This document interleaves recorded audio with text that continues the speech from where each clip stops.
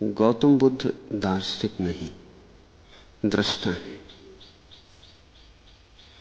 दार्शनिक वह जो सोचे, दृष्टा वह जो देखे।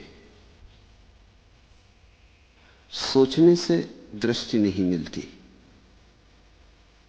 सोचना अज्ञात का हो भी नहीं सकता।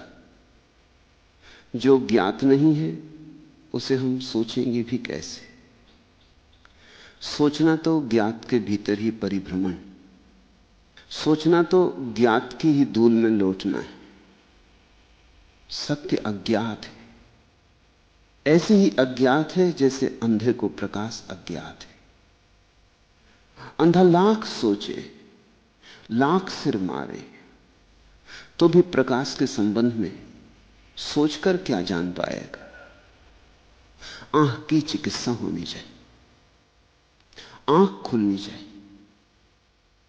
अंधा जब तक दृष्टा न बने तब तक सार हाथ नहीं लगेगा। तो पहली बात बुद्ध के संबंध में स्मरण रखना, उनका जोर दृष्टा बनने पर है। वे स्वयं दृष्टा हैं और वे नहीं चाहते कि लोग दर्शन के ऊहापोह में उलझे। दार्शनिक ऊहापोह के कारण ही करोड़ों लोग दृष्टि को उपलब्ध नहीं हो पाते। प्रकाश की मुफ्त धारणाएं मिल जाएं तो आंख का महंगा इलाज कौन करे?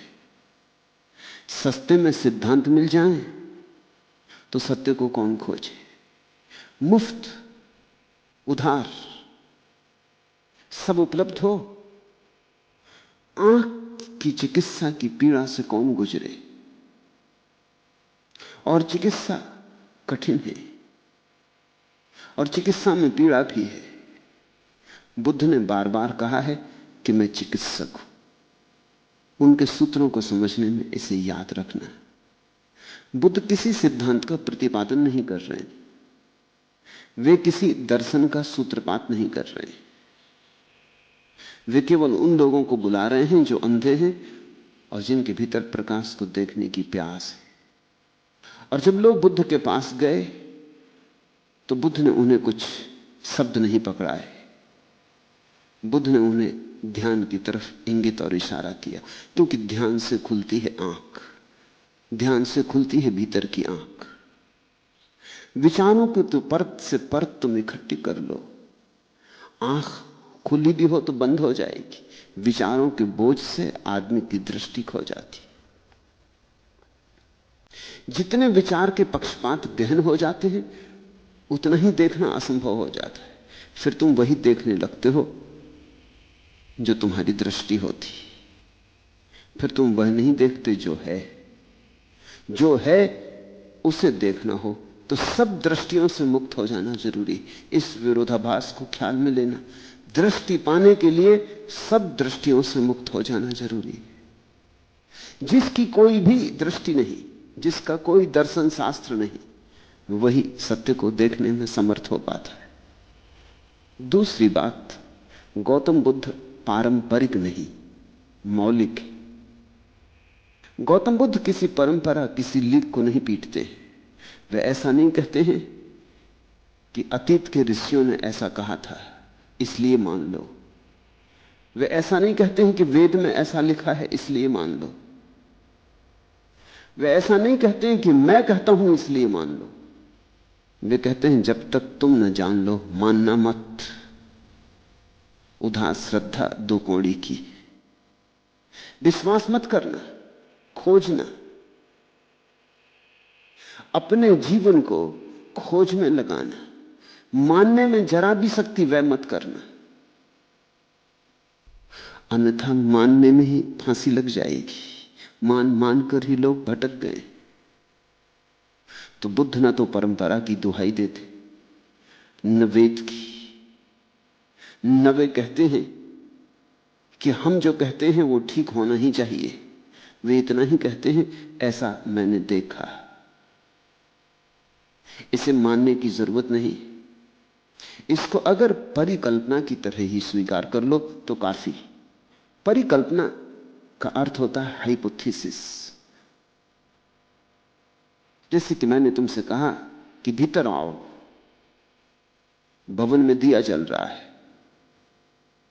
तो मैं तुमसे कहता हूं कि मानने की जरूरत नहीं कि भवन में दिया जल रहा है, इसको विश्वास करने की जरूरत नहीं, इस पर किसी तरह की श्रद्धा लाने की जरूरत नहीं। तुम मेरे साथ आओ और दिए को जलता देख लो। दिया जल रहा है तो तुम मानो या न मानो, दिया जल रहा है, और दिया जल रहा है तो तुम मानते हुए आओ कि न मानते हुए आओ, दिया जलता ही रहेगा। तुम्हारे न मानने से दिया बुझेगा नहीं, तुम्हारे मानने से जलेगा नहीं। इसलिए बुद्ध कहते हैं तुम सिर्फ मेरा निमंत्रण स्वीकार करो। इस भवन में दिया जला है, तुम भीतर आओ, और ये भवन तुम्हारा ही, ये तुम्हारी ही अंतरात्मा का भवन। तुम भीतर आओ और दिए को जलता देख लो। देख लो फिर मानना, और ख्याल रहे जब देख ही लिया तो मानने की कोई जरूरत नहीं रह जाती। हम जो देख लेते हैं उसे थोड़ी मानते, हम तो जो नहीं देखते उसी को मानते। तुम पत्थर पहाड़ को तो नहीं मानते, परमात्मा को मानते हो। तुम सूरज चांद तारों को तो नहीं मानते, वे तो हैं। तुम स्वर्ग लोक मोक्ष नरक को मानते हो। जो नहीं दिखाई पड़ता उसको हम मानते, जो दिखाई पड़ता उसको तो मानने की जरूरत ही नहीं रह जाती, उसका यथार्थ तो प्रकट है। तो बुद्ध कहते हैं मेरी बात पर भरोसा लाने की जरूरत नहीं, इतना ही काफी है कि तुम मेरा निमंत्रण स्वीकार कर लो, इतना पर्याप्त है। इसको वैज्ञानिक कहते हैं हाइपोथेसिस, परिकल्पना। एक वैज्ञानिक कहता है 100 डिग्री तक पानी गर्म करने से पानी भाप बन जाता है, मानने की कोई जरूरत नहीं। चूल्हा तुम्हारे घर है, जल उपलब्ध है, आग उपलब्ध है, चढ़ा दो चूल्हे पर जल को, परीक्षण कर लो। परीक्षण करने के लिए जो बात मानी गई है वो परिकल्पना, अभी स्वीकार नहीं कर ली है कि ये सत्य है। लेकिन एक आदमी कहता है शायद सत्य हो, शायद असत्य हो, प्रयोग करके देख लें, प्रयोग ही सिद्ध करेगा सत्य है या नहीं। तो बुद्ध पारंपरिक नहीं, मौलिक। विचार की परंपरा होती है, दृष्टि की मौलिकता होती है। विचार अतीत के होते हैं, दृष्टि वर्तमान में होती। विचार दूसरों के होते हैं, दृष्टि अपनी होती। तीसरी बात, गौतम बुद्ध शास्त्री नहीं, पंडित नहीं, वैज्ञानिक है। बुद्ध ने धर्म को पहली दफे वैज्ञानिक प्रतिष्ठा दी। बुद्ध ने पहली दफे धर्म को विज्ञान के सिंहासन पर विराजमान किया। इसके पहले तक धर्म अंधविश्वास था, बुद्ध ने उसे बड़ी गरिमा दी। बुद्ध ने कहा अंधविश्वास की जरूरत ही नहीं, धर्म तो जीवन का परम सत्य है।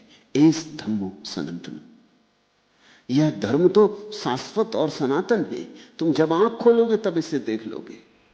इसलिए बुद्ध ने यह नहीं कहा कि नरक के भय के कारण मानो, और यह भी नहीं कहा कि स्वर्ग के लोभ के कारण मानो, और इसलिए भी नहीं कहा कि परमात्मा सताएगा अगर न माना और परमात्मा पुरस्कार देगा अगर माना।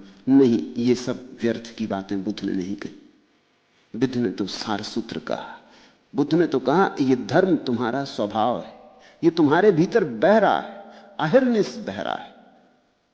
इसे खोजने के लिए आकाश में आंखें उठाने की जरूरत नहीं, इसे खोजने के लिए भीतर जरा सी तलाश करने की जरूरत है। ये तुम हो, ये तुम्हारी नियति है, ये तुम्हारा स्वभाव है। एक क्षण को भी तुमने इसे खोया नहीं, सिर्फ विस्मरण हुआ है। तो बुद्ध ने चैतन्य की सीढ़ियां कैसे पार की जाएं, मूर्छा से कैसे आदमी अमूर्छा में जाए, बेहोशी कैसे टूटे और होश कैसे जगे, इसका विज्ञान फिर किया।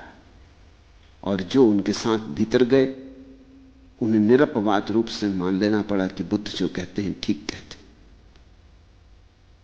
यह अपूर्व क्रांति थी, ऐसा पहले कभी नहीं हुआ था। बुद्ध मील के पत्थर है मनुष्य जाति के इतिहास में। संत तो बहुत हुए, मील के पत्थर बहुत थोड़े लोग होते।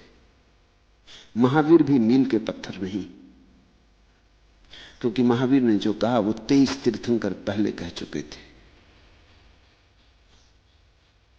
कृष्ण भी मील के पत्थर नहीं, क्योंकि कृष्ण ने जो कहा वो उपनिषद और वेद सदा से कहते रहे थे। बुद्ध मील के पत्थर है, जैसे लाओसू मील का पत्थर है।